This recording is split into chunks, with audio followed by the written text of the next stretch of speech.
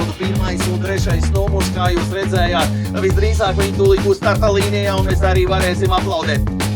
26. gads! Hei! Bet kā man teiks, noturēja, vai ne?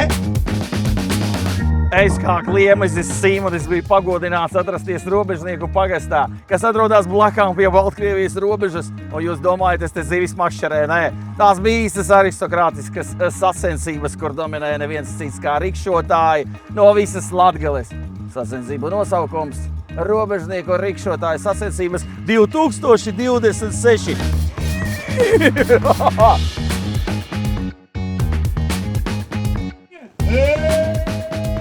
Kas jūs atveda uz šīm sacensībām? Mans vectēvs, viņš ir dalībnieks. Palīdzību viņam vajag, zirgus vadāt un vienkārši atbalstu sniegt viņam.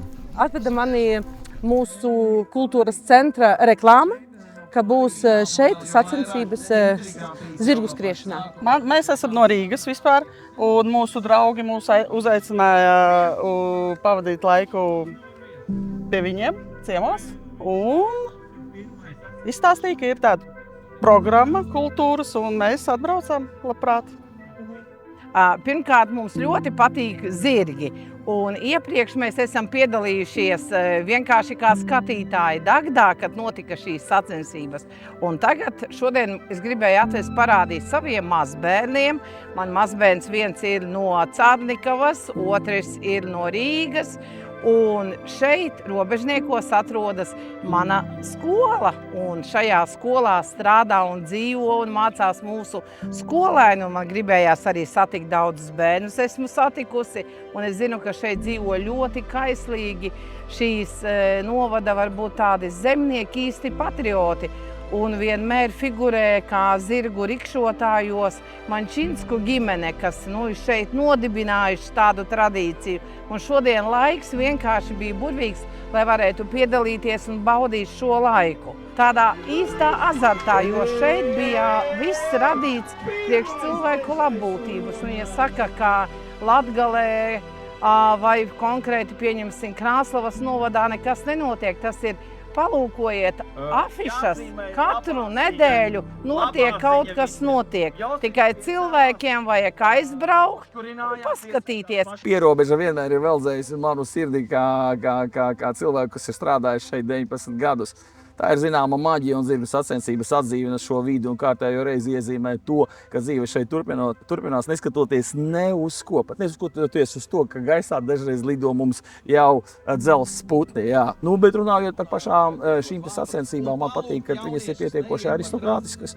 Un tas ir ļoti ekskluzīvi priekš robežniekiem. Un es ceru, ka šī tradīcija dzīvos ļoti ilgi, tieši tāpat kā mūsu valsts, jo šīs tradīcijas ir dzimušas kopā ar mūsu valsti. Jā. Un tas ir ļoti skaisti. Vēl jo vairāk, ka viņas šajā pagastā ir bijušas jau ļoti, ļoti sen. Pastāstiet, kā jūs gatavojaties sacensībām? Pamazām turnējam, braucam, pāris reizes nedēļā braucam. Kā jebkurš sportists, katru dienu ir sacensību grafiks.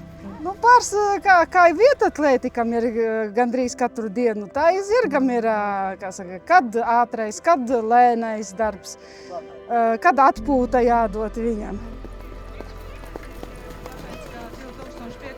Vai jūsu gaidības atbildēja tam, kas notika šodien? Es biju ekstāzē, tīpaši no fināla brauciena. Tas man bez šaubām modernos sporta veidus atgādināja, tīpaši, ja mēs runājam par līkumiem, 1. 2. Te bija kaut kas no drifta, te bija kaut kas no speedway, jā. Un vēl jo vairāk, ka sacensību dalībnieki ir ļoti intriģēti līdz pēdējai sekunde. Intrigu šeit bija daudz robežniekos. Laika apstākļi nepievīla. Tas ir galvenais, jo mēs baidījāmies, ka šeit būs dubļi. Cilvēku būs maz, bet skatos, tomēr cilvēki sanāca. Tā kā attaisnojās, jā. Kāds bija mērķis šodien? Uz rikšotāju sacensībām braucot, mērķis vienmēr ir viens uzvarēt. Jā, parādīt zirgu no labākās puses. Un, ja zirgs parāda labāko pusi, tad arī braucējs bišķiņ, kā saka, savu nopelna.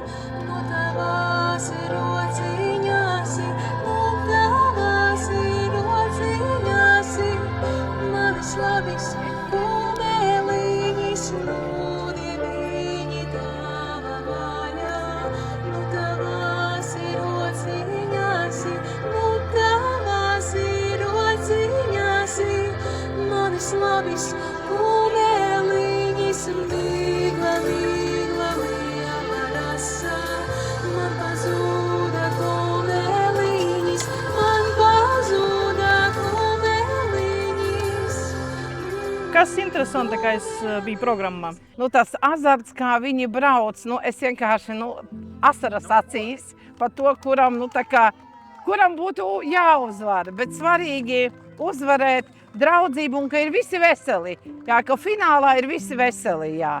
Sportistiem, protams, ir jāuzvar. Nu, protams, tie ir zirgi. Vakar vadītājs, Patīk. konkursi. Jā. Un visa organizācija ir ļoti mīļa. Un Ir tiešām, patīkami tas, ka it kā šķietami nekurienes vidū tiek noorganizētas tāda mēroga sacensības. Tas tiešām forši patīkami.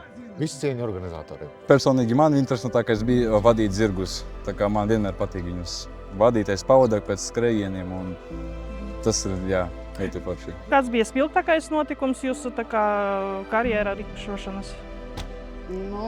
Droši vien kā jebkuram braucējiem, tās ir pirmās sacensības, kad tu tikko sāki braukt. Un tad jau tas ir, atmiņā iesēžās, kad tur ir jāpiestrādā, tur vēl ir, pie kā tiekties. Visas, pēc sacensības prasi, kā jauniņais, tu prasi trenerim, kur ir kļūdas tavas, un pie tām jau tu strādā ikdienā. Sacensībās jau ir pārsvarā tava darba auglis, cik tu vari, cik tu kvalitatīvi strādāji. Kaut arī nekadreiz, citreiz tu darbā strādāji superīgi, tev viss iet. Sacensībās tie 5% veiksmes nospēlē savu lomu. Jo pārsvarā 95% ir no zirga atkarīgs, vai viņš skries, un 5% ir veiksmes. Ir bijušas uzvaras, teiksim tā, labi rezultāti galvenais. Šeit galvenā tradīcija ir nekas cits, dārgie, nekas cits, kā tieši lotorē, vai ne? 99. numurs. Tēti, pagaidi, taču tev āmuri vajag atnāc uz šejienu, parunāsimies, kas ir. 23. numurs, tu to redzi, jā? Ja kas nevelot. Es ar tevi apķeršos, nebeigšu projām. Leģendārā skolotāja aplausi viņai, paldies. 13. laimīgais, jā? Tas būs tev, kur iekšā salikt neko citu kā objektīvu, fotoaparātu un visu pārējo, jā? Kā jūs raksturot šodienas publiku? Kā vienmēr visi iekrīt tajos skaistajos vārdos, viņi īstenībā ir ļoti īsti. Jā, pilsētā mēs zinām, ka publika kaut kur sevi notur, jā, grib būt ļoti ēteriska vai ētiska, tad šajā gadījumā par viņiem nevar runāt. Viņi ir ļoti dzīvi, patiesi, un šis formāts īstenībā ir ļoti vajadzīgs mūsu sabiedrībai. Viņi tādi īsti atvērti cilvēki. Es tikai negribu runāt kontekstā lauku cilvēki. Pierobežē ir sava specifika, bez šaubām, bet dod Dievs, tīpaši mūsu valsts vīriem saprast to, ka šīs sacensības viņas valstiskumu valsti iezīmē pierobežā vairāk. Paldies Krāslavas novadam, es ceru, ka arī visi pārējie darīs visu iespējamo, lai šīs sacensības būtu jaudīgas. Un pie mums varbūt atbrauktu kāds ciemiņš no Kalifornijas ar savu rikšotāju ar nosaukumu Ādams.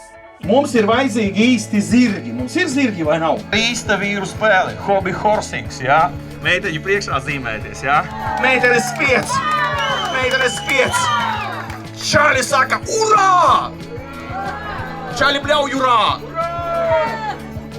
Starts! Starp kājām, starp kājām!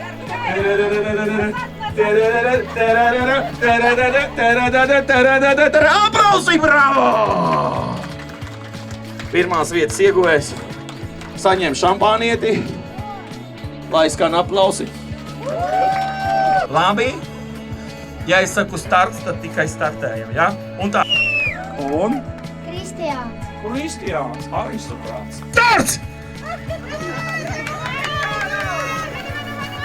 Atpakaļ, atpakaļ, atpakaļ! Bravo! Montā, lūdzu tev. Pastastiet par savu to zirgu, ar kuru piedalījāties. Contessa Classico ir ķēve, amerikāņu šķirnes. Diezgan kā jau meitene cimperlīga, bet ļoti mīļa raksturā.